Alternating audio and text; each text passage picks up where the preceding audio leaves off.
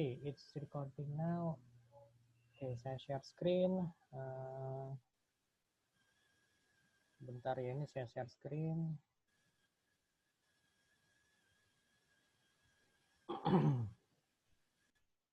Udah kebuka belum? Belum ya?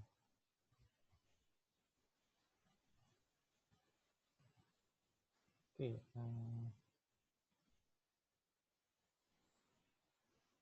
Sebentar.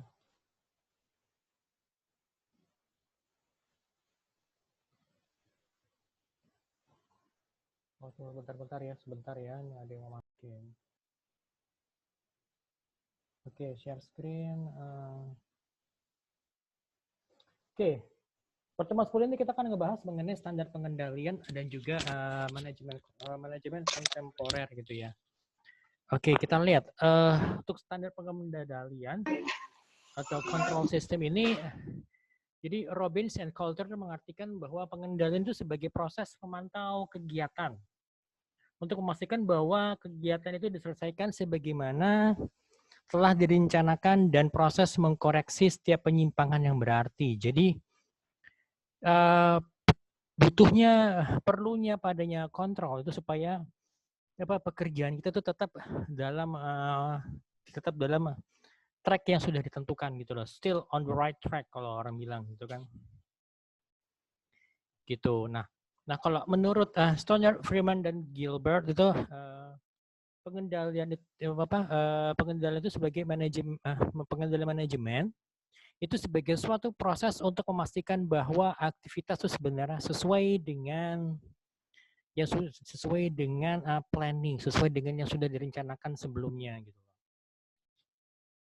Nah, ada beberapa jenis pengendalian. Itu adalah preliminary control atau pengendalian pendahuluan.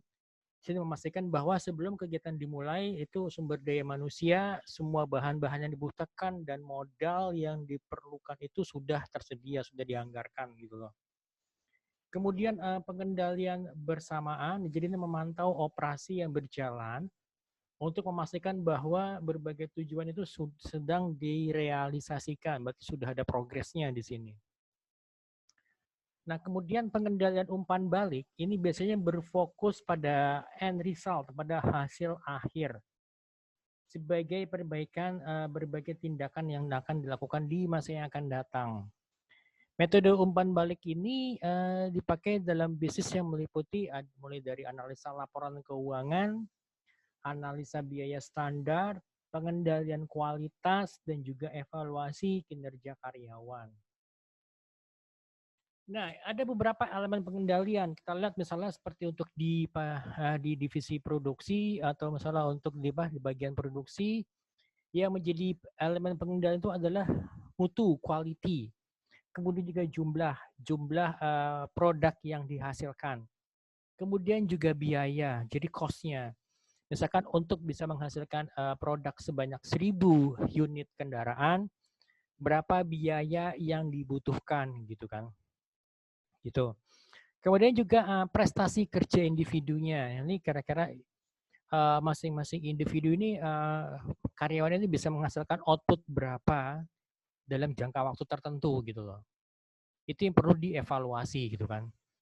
Nah, kemudian pada divisi marketing atau pemasaran itu kita yang menjadi kontrolnya itu adalah volume penjualan, volumenya, salesnya. Kira-kira salesnya dapat berapa gitu loh. Selama bulan Januari, Februari, Maret itu ya sebelum pandemi, 3 bulan pertama ini berapa salesnya? Apakah achieve target atau di atas target atau below the target gitu loh. Gitu kan. Nah, tentunya untuk bisa menjual itu tetap ada yang namanya cost atau biaya gitu kan. Ya kan biaya baik itu ya misalnya untuk biaya delivery, biaya transportasi, semua biaya yang berhubungan dengan penjualan. Termasuk juga sebenarnya biaya iklan gitu loh, biaya iklan. Iklan itu misalnya untuk media placement-nya di mana, kemudian juga media placement itu misalnya untuk sewa tempatnya, belum juga termasuk pembayaran pajak gitu kan. Kemudian juga kita lihat juga misalnya selain dari pajak biaya sewa gitu kan. Ya, kemudian juga untuk lokasi, misalnya lokasi semakin strategis lokasi, ya pastinya ya biayanya akan semakin mahal gitu kan. Kemudian juga prestasi dari salesman-nya, dari si salesperson-nya gitu loh.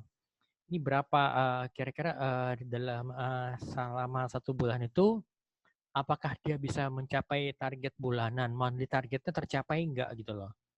Kalau misalnya masih ada hutang, misalnya katakanlah targetnya misalnya 1 miliar per bulan, tapi penjualannya mungkin baru 800 juta. Nah, ini yang 200 juta ini berarti apakah akan masuk ke target berikutnya, ke target bulan berikutnya atau bagaimana gitu kan.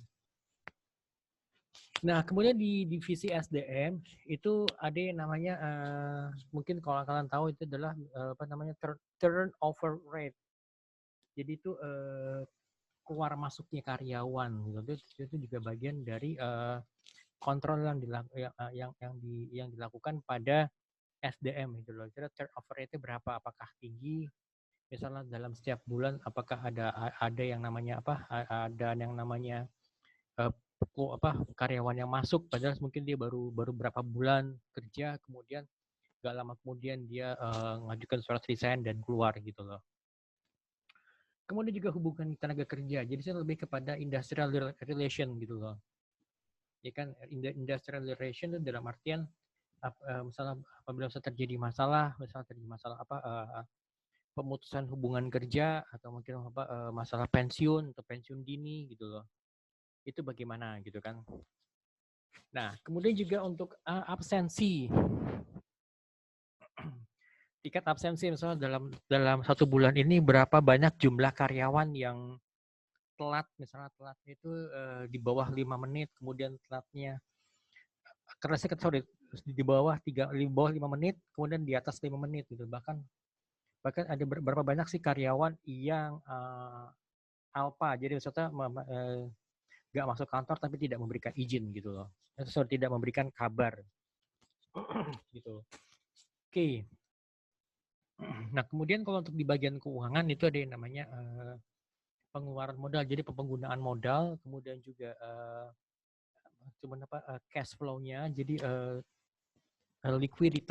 likuiditasnya itu sediaan, arus modalnya. Nah, itu juga itu menjadi bagian dari pengendalian dilakukan oleh bagian finance. Nah, ini agak sedikit teknis ya, nih kalau kita bicara mengenai laporan keuangan.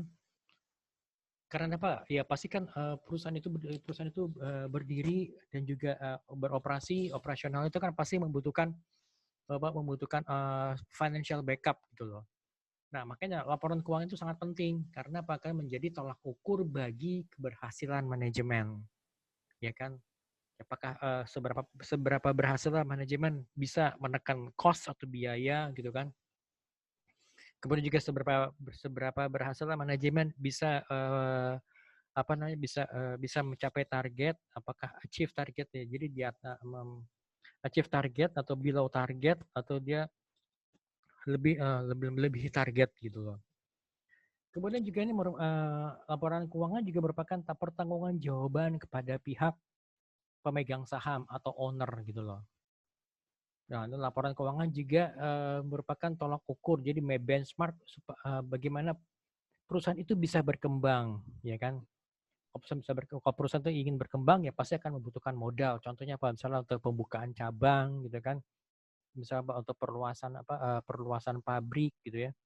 Nah, walaupun misalnya dia bisa mendapatkan pinjaman dari luar, dari pihak ketiga misalnya dari investor atau dari pemegang saham yang menanamkan modalnya, menambah modalnya, menambah jumlah modalnya, tapi tetap itu semuanya itu bertolak belakang. Maksudnya yang menjadi tolak ukur itu adalah laporan keuangan gitu loh. Laporan keuangan juga itu juga menjadi tolak ukur apakah perusahaan ini akan tetap dipertahankan atau ditutup gitu loh. Ya kan, dipertahankan, dijual ke pihak lain gitu kan, atau misalnya dijual dalam artian diambil alih pemegang sahamnya oleh pihak lain, atau yaudah ditutup aja, misalnya karyawannya di PHK gitu loh. Oke, di sini untuk analisa laporan keuangan itu bisa digunakan ada dua cara, yaitu time series. Jadi kita membandingkan laporan keuangan misalnya semester pertama tahun 2020 dengan laporan keuangan semester pertama di tahun 2019 gitu kan. Ya pasti ada perbedaannya, apalagi misalnya dengan adanya COVID-19 pandemic seperti ini, pasti laporan keuangannya tahun 2020 itu mungkin akan tidak lebih baik dibandingkan tahun 2019 gitu kan. Atau juga yang kedua, itu caranya adalah perbandingan dengan perusahaan yang sejenis di industri yang sama. Jadi misalnya kalau ya sama-sama perusahaan otomotif, ya dia apalagi misalnya otomotif yang sudah TBK, ya kan itu akan dibandingkan misalnya misalnya perusahaan antara misalnya Indomobil dengan misalnya Toyota Astra Motor gitu loh. Atau mungkin dibandingkan misalnya apa? Misalnya dalam satu grup misalnya ada Toyota Astra Motor dengan Astra Daihatsu Motor. Bagaimana laporan keuangan untuk kedua perusahaan ini gitu ya. Kemudian juga ada 4 tes untuk membantu pembuatan keputusan atau pengambilan keputusan. Ini agak apa namanya saya sampai harus buka buku financial management saya yang sebenarnya ini lumayan tebal, nanti saya kasih contoh fotonya deh. Oke, yang pertama itu adalah return on investment ya, atau ROI, atau juga sering disebut juga itu dengan apa namanya investment returns gitu loh. Jadi pengembalian modal. Nah, rumusnya itu adalah apa namanya modal laba laba dibagi dengan modal yang kita keluarkan, jumlah yang kita keluarkan. Sebagai contoh begini, misalnya saya, rumus itu adalah gini, laba dibagi dengan total uang yang kita investasikan. Itu kan kita bisa ngelihat gitu loh. Katakanlah gini, misalkan saya beli saham itu harganya 1000 US dollar, ya kan? Nah, selama 1 tahun pengembalian itu adalah 100 US dollar gitu loh. Gitu kan? Saya dapat untung 100 US dollar gitu loh.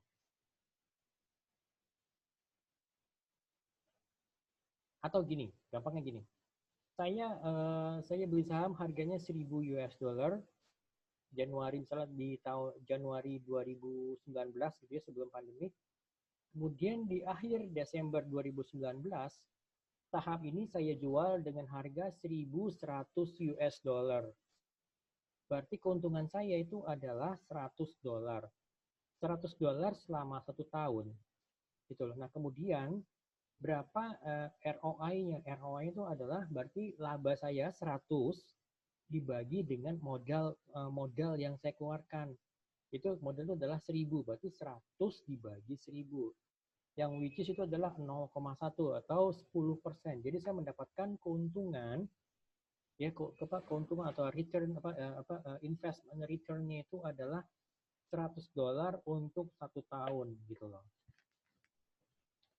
Gitu. Nanti dibayangkan kalau misalkan kalian misalnya invest kan invest 1000 dolar di instrumen investasi lainnya, kalian invest 1000 dolar, tapi tapi kalian mendapatkan keuntungan salah 100 dolar untuk jangka waktu 10 tahun gitu loh. Kira-kira bagaimana? Mana yang lebih baik gitu loh. Kalau tadi contoh yang pertama ya 100 dolar untuk jangka waktu 1 tahun, itu berarti which is equal 10%, itu tingkat pengembalian itu cukup bagus. Tetapi kalau misalnya tadi yang kedua yang 100 dolar untuk jangka waktu 5 tahun, itu bisa dibilang poor investment gitu loh. Oke, itu untuk pengetahuan kalian ya. Oke, lalu yang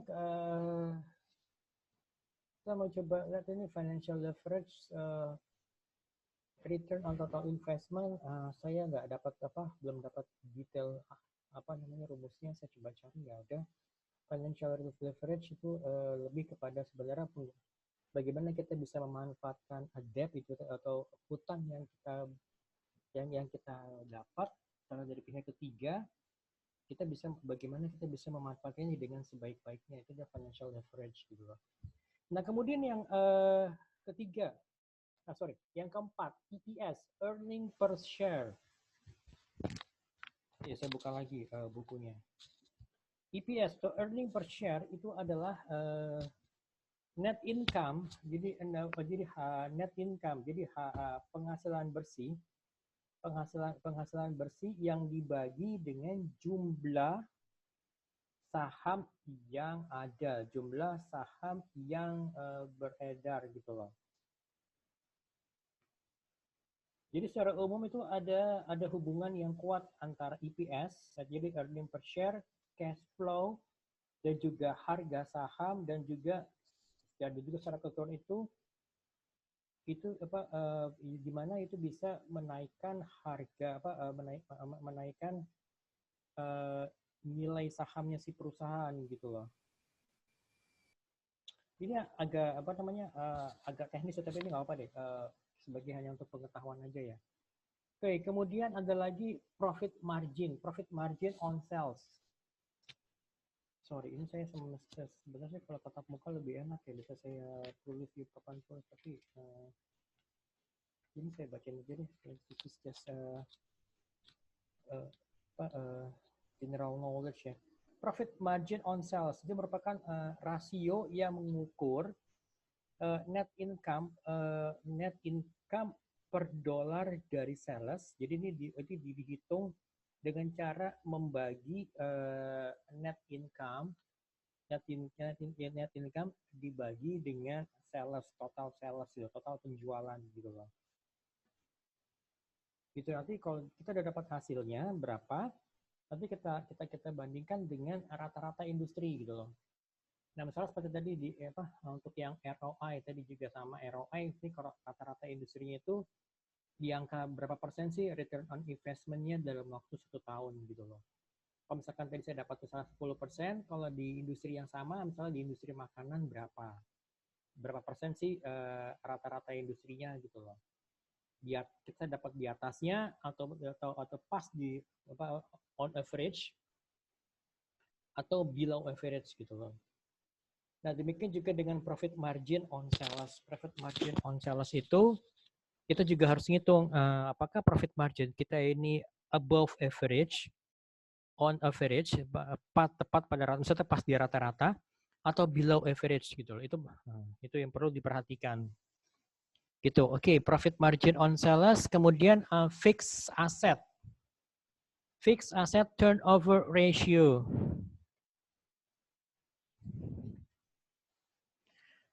Oke, fixed asset turnover ratio itu adalah rasio dari sales dibagi dengan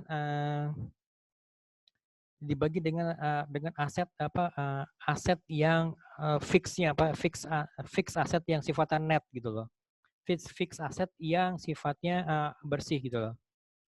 Oke, ini juga kita hitung apakah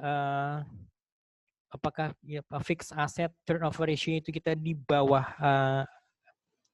rata-rata industri atau berada di rata-rata industri atau di atas rata-rata industri gitu loh. Itu aja sih yang menjadi pertimbangannya. Gitu. Oke. Lalu yang kedua, test of liquidity. Jadi tes untuk pengetesan untuk mengenai likuiditas perusahaan kita, likuiditas keuangan perusahaan kita gitu loh. Ada menggunakan cash ratio, kemudian juga menggunakan current ratio. Coba kita lihat untuk current ratio itu just a moment.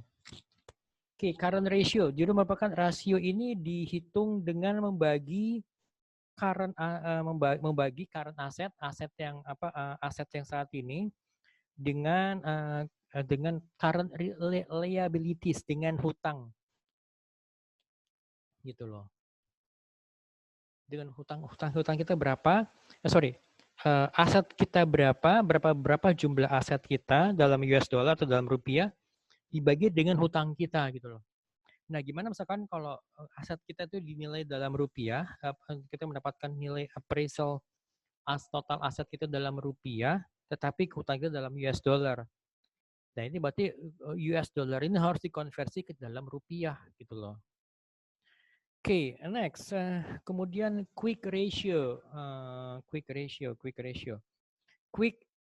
atau acid test ratio gitu loh. Jadi quick or acid test ratio itu dihitung dengan mengurangi dengan pengurangan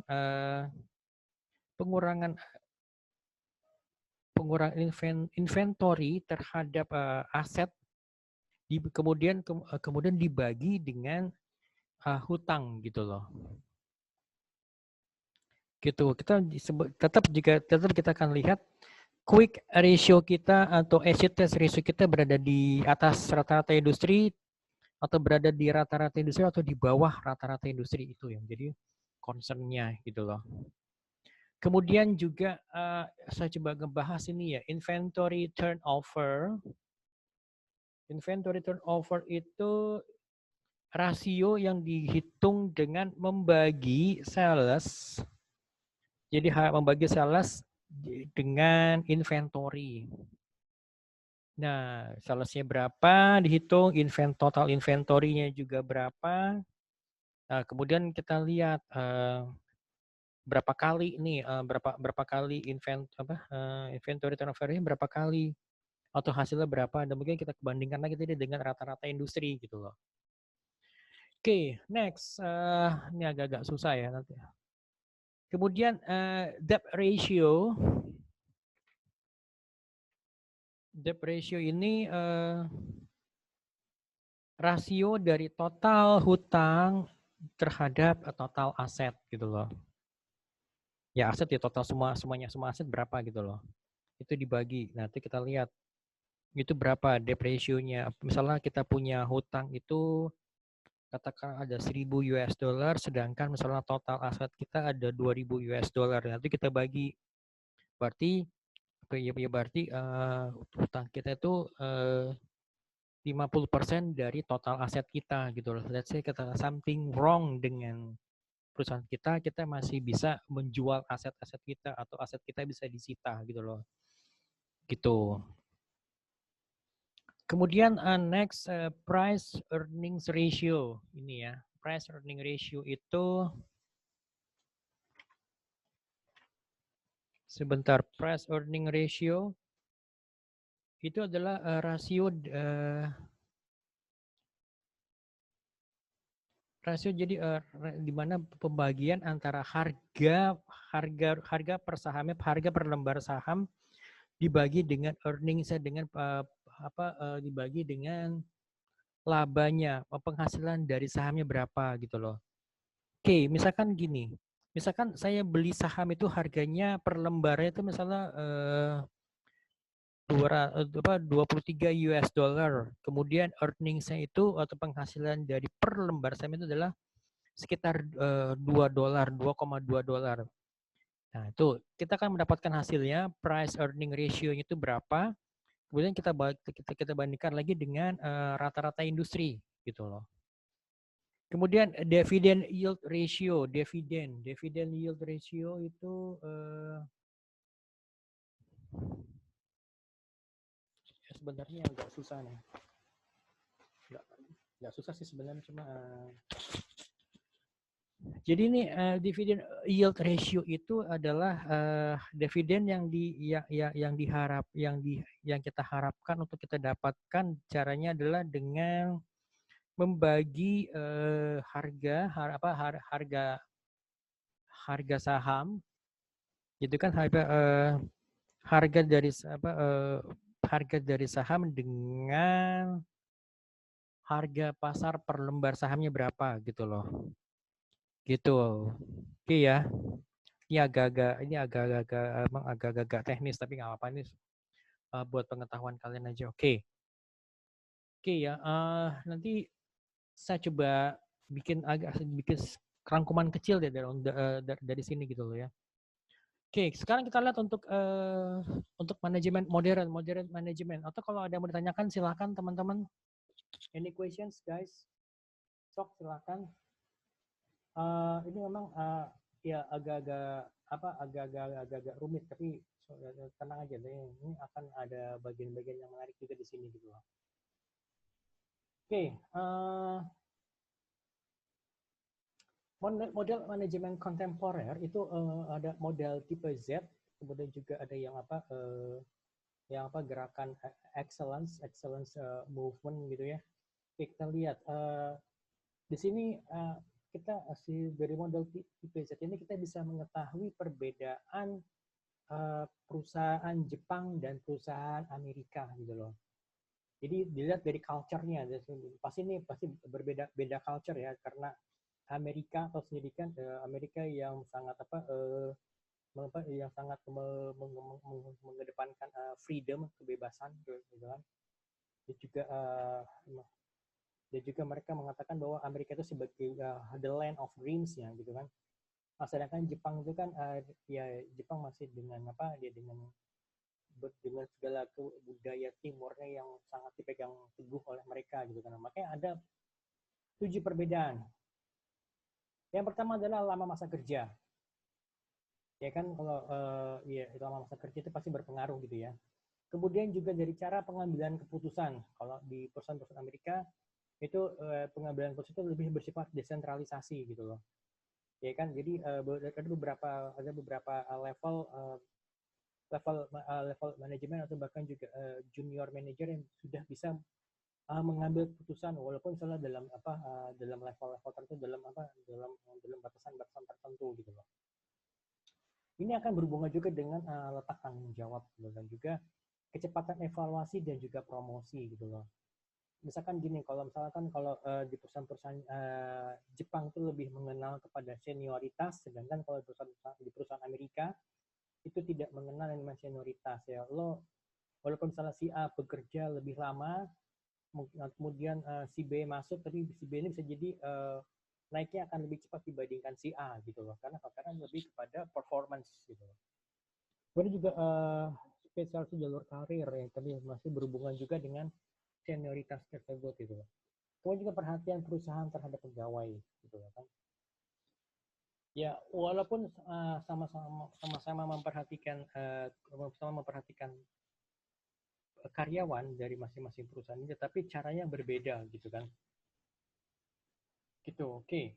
Nah, kemudian untuk gerakan excellence movement ini menurut Peters and Waterman, mereka mengatakan bahwa perusahaan-perusahaan tertentu yang excellence atau mereka yang memiliki kesuksesan yang telah berlangsung dalam jangka panjang melakukan banyak hal secara sistematik yang membuat mereka terpisah dari perusahaan-perusahaan yang lainnya. Oke, kita lihat seperti apa. Karakteristik dasar yang mungkin memicu excellence. Yang pertama adalah melakukan sesuatu tepat pada waktunya. Jadi mereka mengetahui momennya, ya kan? Jadi kenapa? Karena kesempatan itu tidak pernah datang untuk yang kedua kalinya. Seperti ada peribahasa mengatakan, opportunities never knock twice on the same door gitu loh. Jadi jadi kesempatan tidak akan pernah datang untuk yang kedua kalinya gitu loh. Kalaupun mereka datang, mereka akan mengetok pintu yang lain gitu kan. Lalu yang kedua, mereka menjaga hubungan dengan konsumen. Kemudian juga mempromosikan otonomi dan juga jiwa kewirausahaan. Memaksimalkan produktivitas pekerja, menggunakan pendekatan yang hands-on bagi manajemen, ya kan. Jadi ada pendekatan seperti top down, dan mereka juga menerapkan pendekatan sifatnya bottom up pada saat yang bersamaan, melakukan yang terbaik dan itu semua diketahui oleh perusahaan. Kemudian mempertahankan struktur organisasi yang sederhana, jadi tidak terlalu berjenjang gitu loh. Kalau misalnya kayak perusahaan-perusahaan startup companies, mereka menerapkan struktur organisasi yang berbeda yang lebih pada sifatnya matrix gitu loh. Kalau saya pernah jelaskan kepada kalian, Mengenai struktur organisasi Matrix itu waktu beberapa minggu yang lalu yang sebelum UTS ya, gitu. Oke. Oke guys, sampai sini ada yang mau tanyakan, saya akan coba kasih contoh-contohnya. Kalau mungkin kalian pernah dengar yang namanya apa Forbes 500, jadi perusahaan-perusahaan yang masuk ke Forbes 500 itu perusahaan-perusahaan top dari seluruh dunia, ya gitu kan. Nah, saya kasih contohnya di sini ada beberapa. Oke, ini saya share screen dulu sebentar. Kalau ada yang tanyakan silakan ya.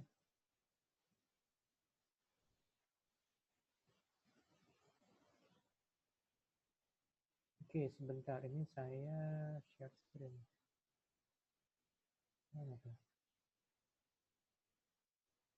Oke, here we go.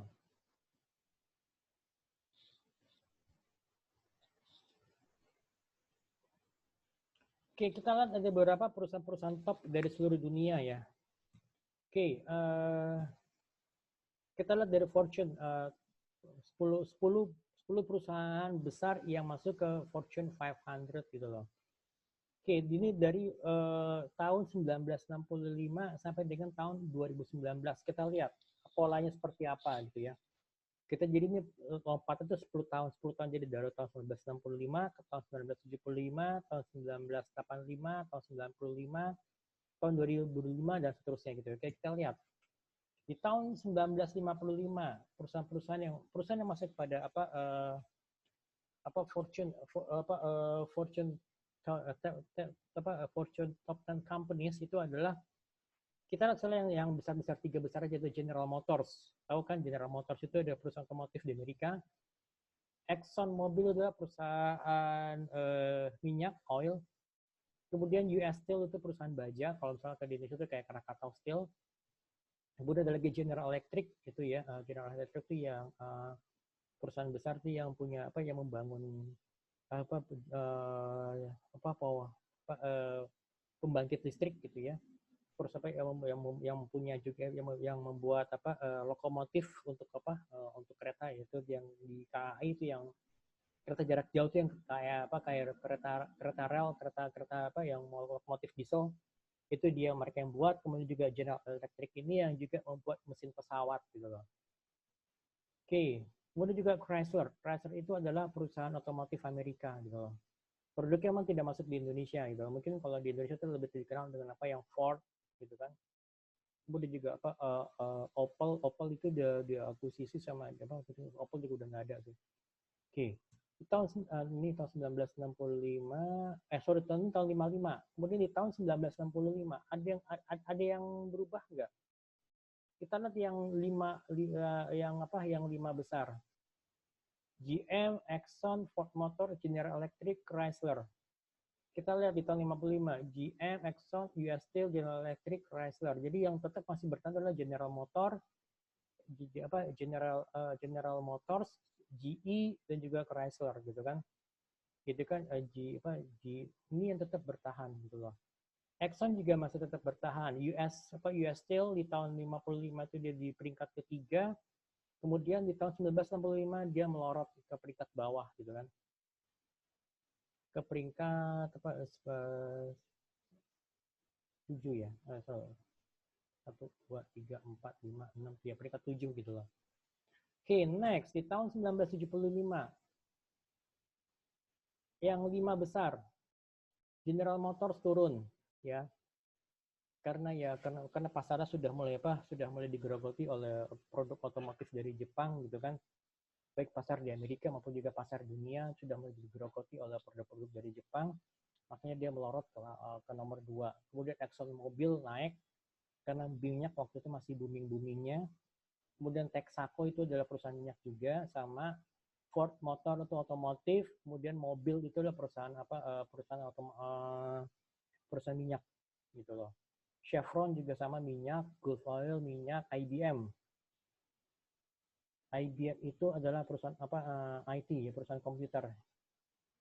Sudah mulai masuk IBM di sini gitu. General Electric dia melorot ke peringkat ke-9. Dan juga Chrysler yang tadi di tahun 1965 dia ada di peringkat ke-5. di tahun 1975, dan kemudian dia melorot ke peringkat ke-10 gitu loh. General Electric juga sama, dia melorot ke peringkat ke-9 dari sebelumnya. Di tahun 10 tahun sebelumnya dia berada di peringkat ke-4 gitu kan. Oke, di tahun 1985 General Motors dia bisa naik lagi ke atas, dia bisa memulihkan pasarnya di Amerika. Kemudian juga Exxon Mobil itu ada perusahaan minyak, mobil juga sama. Kemudian juga Ford Motor itu perusahaan otomotif, IBM perusahaan komputer ya udah mulai masuk. Kemudian Texaco ini perusahaan minyak, AT&T perusahaan telekomunikasi, ya kan. Kemudian DuPont itu perusahaan ini saya lupa dari Eropa dari mana. DuPont itu perusahaan dia membuat saya lupa. Nah, tapi yang jelas di sini mulai beberapa ada pemain-pemain baru seperti AT&T, DuPont dan juga ya terutama dua ini AT&T dan DuPont gitu loh. Di tahun 1995 kita lihat tetap General Motors, Ford Motor, ya Exxon Mobil, kemudian masuk lagi Walmart Stores. Jadi Walmart itu yang pusat belanja yang terbesar di Amerika gitu loh. Nah, seperti kalau di Indonesia tuh misalnya kayak apa, kayak Transmart atau mungkin seperti apa kayak Giant gitu kan, gitu loh. Atau mungkin dulu kita masih ada Carrefour, itu seperti itu gitu loh. Nah, kemudian ada yang baru itu juga Altria Group, saya lupa perusahaan berapa. Kayak di tahun 2005.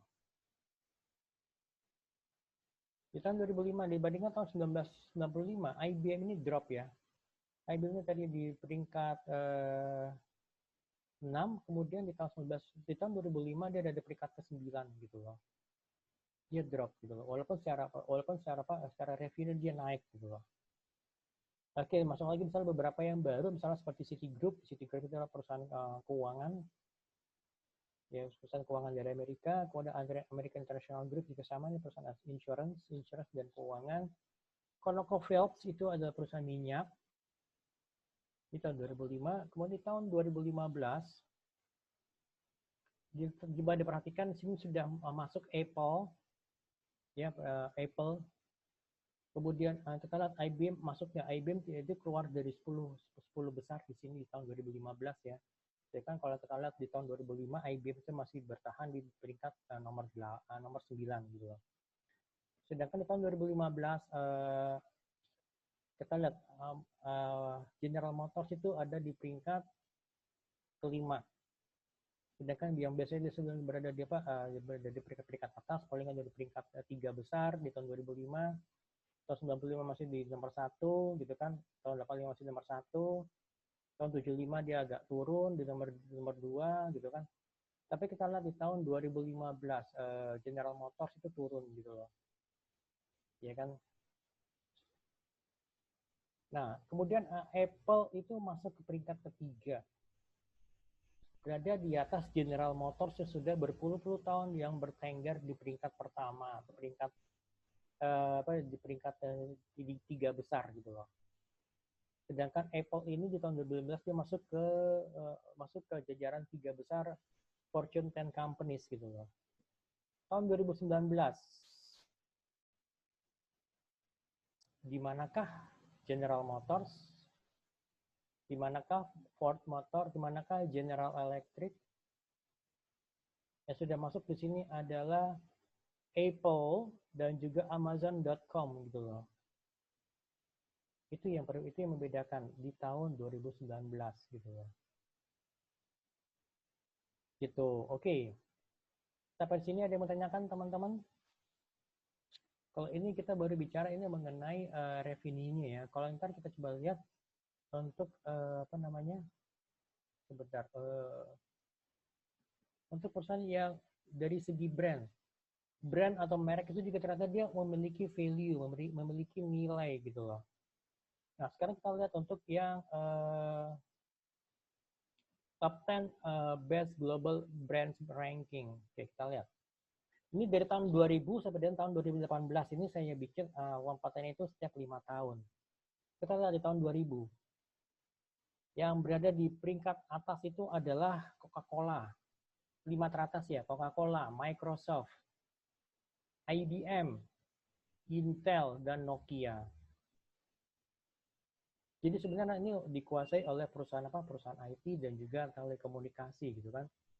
Kecuali yang Coca-Cola, berarti yang 5 besar ini, waktu itu Nokia masih merajai pasar handphone kan, Intel itu prosesor, kemudian IBM itu mereka yang membuat apa server, yang membuat mainframe, yang membuat apa komputer dan juga laptop gitu loh. Microsoft itu pasti kalau udah kenal semua ya dengan sistem operasinya. Coca-Cola ya tahu, pasti sudah tahu semuanya ya. Oke, kita lihat di tahun 2005 apakah masih ada Nokia? Nokia turun, keluar dari 5 besar. Coca-Cola dan Microsoft masih tetap berada di nomor 1 dan nomor 2 ya. IBM juga sama, tetap berada di peringkat 1, 2, dan 3. Sedangkan di peringkat keempat di tahun 2005 ada GE dan Intel. Sedangkan kita lihat Intel masih tetap bertahan, kecuali yang Nokia yang keluar dari 5 besar dan masuk GE di tahun 2005. Gitu ya. Oke, sekarang kita lihat untuk yang top growing-nya di tahun 2005 itu ada eBay, HSBC ini bank, Samsung, Apple, dan UBS. UBS itu adalah bank. Tahun 2010 kita lihat mana yang Coca-Cola, IBM, Microsoft masih tetap mulai bergeser ya. Kalau IBM di peringkat kedua setelah Coca-Cola, Coca-Cola tetap merajai. Kemudian Microsoft turun ke nomor 3, yang sebelumnya ada di nomor 2 pada tahun 2005. Kemudian GE tetap berada di nomor 4 ya, dan juga Intel. Intel di peringkat kelima pada di tahun 2005, sedangkan Google itu berada di peringkat kelima. Itu yang dia tidak ada, yang dia menggeser Intel. Intel berada di peringkat ke-8 apa ini. Begitu. Oke, next di tahun 2015 Apple. Terus manakah Coca-Cola? Coca-Cola turun ke peringkat nomor 3. Kita lihat di sini yang 5 besar itu dikuasai oleh perusahaan IT ya, yang berhubungan dengan IT ya, Apple, Google, IBM, dan Microsoft. IT dan telekomunikasi gitu loh. Apple dengan apa ya, kalian tahu semua ada produk Apple seperti apa, kemudian Google, IBM, dan Microsoft gitu loh. Kemudian Samsung berada di nomor 6. Gitu. Oke, dan kita lihat di tahun 2018. Apple masih tetap merajai. Ada Google, bahkan sini masuk Amazon, Microsoft, dan Coca-Cola berada di peringkat kelima. Turun, berada di peringkat kelima. Jadi ada di nomor bontot dalam urutan 5 besar gitu ya. Sedangkan di tahun 2015 berada masih di urutan ketiga. Dan di tahun 2018 dia turun berada di urutan kelima gitu ya. Kita lihat di sini Amazon itu top growing, pertumbuhannya itu tinggi. Gucci ini yang perusahaan fashion, Louis Vuitton juga sama, Apple walaupun dia berada di peringkat pertama di sini, tapi pertumbuhannya cukup amazing, cukup memuaskan, dan juga Microsoft pertumbuhannya 16% gitu loh. Nah, seperti itu. Ini saya coba compile data-datanya sesuai dengan bahan yang kita bahas gitu. Oke, sampai sini ada tanyakan teman-teman? Nah, oke, nah seperti itu. Jadi kalau yang ditanyakan silahkan. Oke, sekarang kalau kita bahas mengenai TQM. TQM itu Total Quality Management. Apa sih Total Quality Management itu? Jadi ini sebagai komitmen budaya organisasi untuk memuaskan pelanggan melalui penggunaan sistem terpadu dari perangkat, teknik, dan juga training atau pelatihan gitu loh.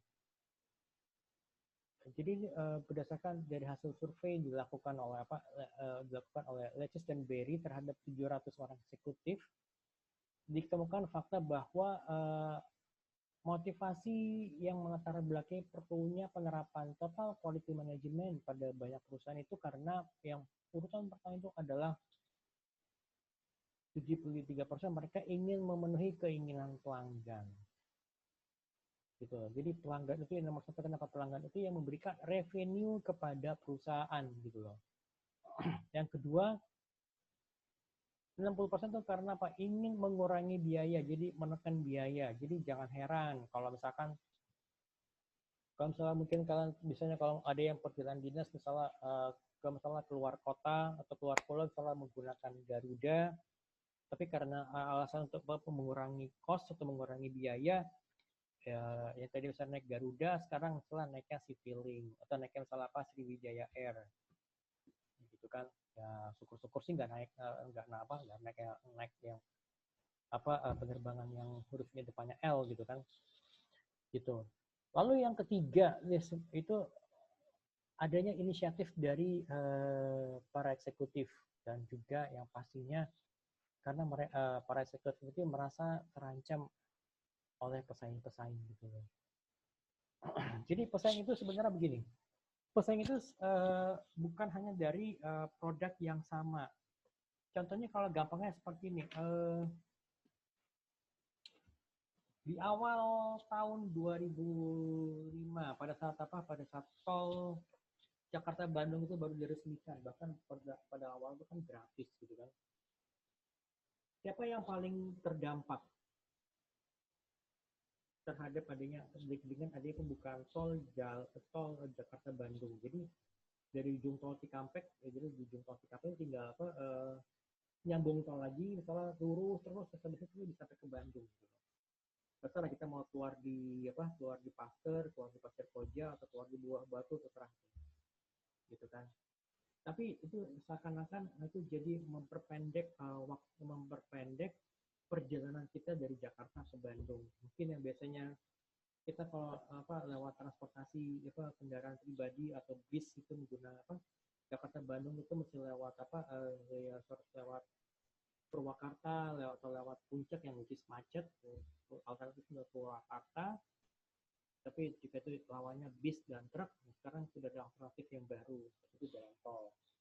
Yang paling terdampak itu pasti adalah perusahaan kereta api PT KAI pada saat itu, yang waktu itu masih ada jalur kereta api Parahyangan, ya kan, jalur kereta api Parahyangan yang bisa dibilang jalur gemuk ya. Ya pasti padat gitu kan, pasti padat karena misalnya pengen pergi ke Bandung dari Jakarta misalnya pas saat weekend gitu kita mesti booking dari jauh-jauh hari, kalau enggak ya udah kita misalnya ya kita nggak akan dapat karcis, ada misalnya dapat karcis mungkin naik misalnya dapat karcis yang berdiri, jadi seperti itu saya pernah ngalamin seperti itu gitu ya. Nah atau juga misalnya yang lainnya kira-kira selain itu apa, misalnya juga dengan adanya pembukaan tol yang tol Brexit itu yang tol ke arah Jawa, siapa yang paling terdampak pada saat itu? Yang paling terdampak itu adalah para pedagang yang ada di area Pantura. Jadi mereka mati bukan karena sesama pesaing, tapi karena mereka mati karena adanya perubahan keadaan, perubahan bisnis landscape atau landscape bisnis gitu loh. Gitu loh. Oke. Nah, itu seperti itu, jadi ada ancaman-ancaman dari para pesaing. Nah, pesaing itu mungkin bisa jadi pesaing yang ya walaupun sama restoran ternyata misalnya ternyata ya bukan sesama restoran asing yang menjadi pesaing, mungkin ternyata yang menjadi pesaing itu adalah UMKM pelaku usaha UMKM gitu loh. Ya karena UMKM itu kan karena kecil, jadi mereka tuh bisa bergerak dengan lincah gitu loh, ya kan. Nah, kemudian juga ada ISO, jadi International Organization for Standardization gitu loh. Ini kan bisa baca. Sekarang kita lihat pada proses rekayasa ulang bisnis data atau sering juga disebut dengan business process re-engineering gitu loh. Jadi proses perencanaan ulang secara radikal, jadi secara dramatis gitu ya. Jadi dan memikirkan kembali proses bisnis secara fundamental, secara dasar, untuk mencapai perbaikan yang perbaikan yang sifatnya itu ekstrim gitu loh. Ya mulai dari misalnya untuk bisa menekan biaya, untuk meningkatkan kualitas, ya kan, untuk meningkatkan pelayanan kepada konsumen dan juga untuk meningkatkan kecepatan, baik itu kecepatan produksi, kecepatan pelayanan kepada konsumen, makanya perlu adanya business process reengineering gitu loh. Nah, proses rekayasa ulang atau BPR atau business process reengineering ini itu tujuannya untuk pertama adalah untuk meningkatkan produktivitas gitu loh, productivity-nya. Ya kan, produktivitas kita harus tingkatkan bagaimana caranya, ya kan. Misalnya apa? Jadi misalnya, let's say kata mungkin ekstrim adalah misalnya menggantikan tenaga kerja, ya tadi yang ada di plant. Misalnya satu plant itu misalnya ada 100 orang, mungkin kita diganti dengan robot, ya kan? Itu bisa meningkatkan produktivitas. Misalnya apa? Ya bayangkan kalau misalkan robot ini kan dia kan nggak harus istirahat gitu kan. Robot ini tidak perlu ganti shift gitu loh, ya kan. Walaupun memang investasi awalnya mahal, tetapi itu one time investment. Sedangkan next itu mereka ya tinggal melakukan maintenance, kemudian juga mereka bisa menekan biaya, biaya gaji karyawan, kemudian juga mereka bisa meningkatkan produktivitas, ya kan. Itu yang penting, jadi mereka bisa meningkatkan productivity gitu. Lalu yang kedua, mengoptimalkan nilai bagi pemegang saham. Ya kan, tujuannya pasti adalah untuk apa? Supaya harga sahamnya itu bisa meningkat di bursa saham gitu loh. Ya pastinya mereka juga ingin mendapatkan output. Output itu paling benar-benar yang luar biasa, ya paling tidak 50% gitu ya. Ya kan, saat tadi yang mereka bisa misalnya membuat 1000 unit produk dalam waktu 1 bulan, mereka ingin meningkatkan menjadi 1.500 gitu loh. Misalnya untuk di tahun berikutnya, untuk produksi per bulannya gitu.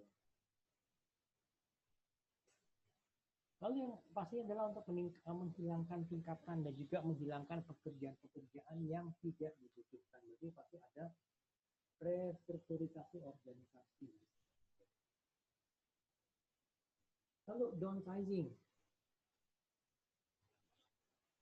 Apa itu downsizing? Jadi downsizing itu adalah restruktur organisasi yang menghasilkan penurunan secara besar-besaran organisasi, dan sering menghasilkan struktur organisasi yang lebih flat, yang lebih mendatar.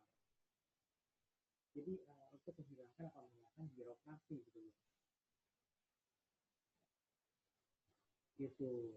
Nah, downsizing ini dapat meningkatkan efisiensi karena apa? Karena biaya upah para manajer itu jadi berkurang, dan juga proses pengambilan keputusan akan menjadi lebih cepat dari yang sebelumnya.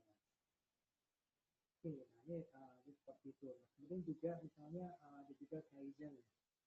Nah, kalau Kaizen ini adalah konsep dari Jepang, dari Jepang. Kaizen adalah today is better than yesterday, dan make tomorrow better than today gitu. Misalnya today ini bukan yesterday lagi gitu. Nah, itu. Oke, kemudian juga tadi just in time, JIT. Jadi ini menunjukkan bahwa konsep manajemen biaya. Jadi untuk menekan biaya, menekan cost gitu loh. Jadi unsur-unsur yang ada pada JIT, jadi sifat awareness, jadi housekeeping, quality improvement, uniform plant load, design process flow, setup reduction, supply the network gitu ya. Oke, ini kalian bisa baca-baca sendiri gitu kan ya. Ya, saya sih lebih fokus pada tadi ini ya, yang di atas ini ya, Pak, untuk yang perbedaan ini, dan juga ini ya, gerakan excellence movement ini gitu loh. Oke, jadi sebenarnya ada 7, ada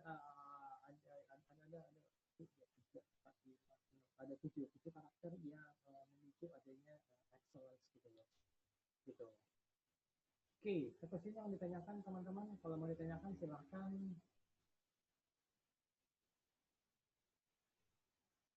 Kalau mau ditanyakan silahkan teman-teman, monggo. Oke, mungkin ada yang ini sih kalian bisa baca-baca lagi sendiri. Nanti nih untuk yang apa untuk semua rekaman ini akan saya seperti biasa akan saya upload di YouTube gitu ya. Oke, ada yang tanyakan mungkin sebenarnya teman-teman silakan.